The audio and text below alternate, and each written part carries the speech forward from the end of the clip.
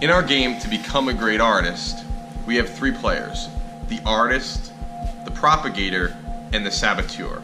Now, the artist's job is to paint a picture, and we're very explicit on our instructions that they are supposed to become a great artist, and this is going to be interpreted however the artist wants. Now, the propagator's job is to get the artist to paint a picture using text-to-speech commands. In order to get the propagator and the artist on the same page, we tried to make it so that the artist had some special line of communication with the propagator. We made the propagator only allowed to send messages that cohered with a tone that was analyzed with a tone analyzer API. The artist could tell which emotion was going to be playing based on the lights and sounds that were happening in the room at the time. Given all of these elements, we were hoping to see what the artist would choose to do. Would she decide to follow the propagator, or would she try to make her own painting? The saboteur's role is just to get the artist to not paint the propagator's picture.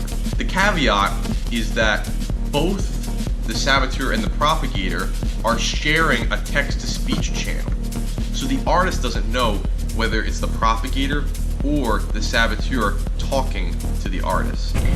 One of the things we really wanted to look at with our art project was a condensed timeline for the artistic process. We had the artist in the center making their painting in about 15 minutes, so an entire piece was made in this short time span.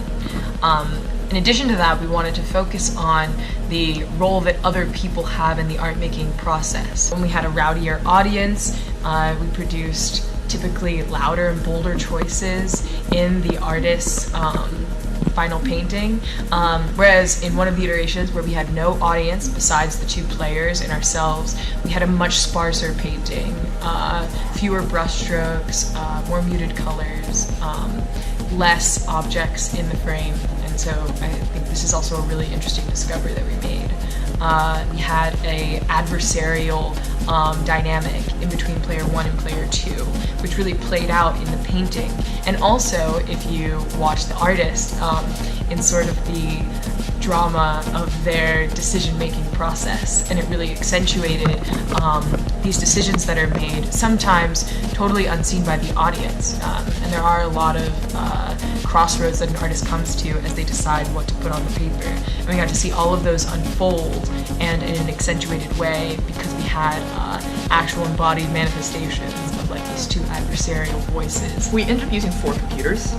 So 2 computers each had a chat client on them where the people could type in messages and send them to a Slack server. And then there was another computer that was just a text-to-speech program and would read the messages from the Slack server and sort of read them aloud. And then the final computer was used to control the lights. So the reason why we wanted to have our own tech stack for that was so that we can go and fiddle around with the messages before and after they went to Slack.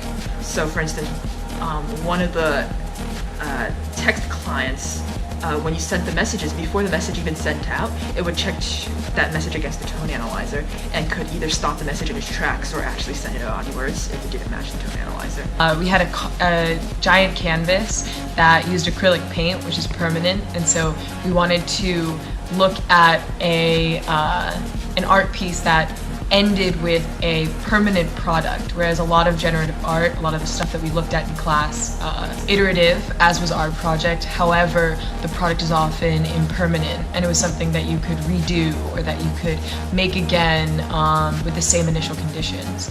And for our piece, we didn't have that as a possibility. Every time there's a new canvas, but each canvas is permanent and set after the project is over. And so nobody could erase or redo what they had created during the process. And I think that was a really important factor in what we were trying to get across.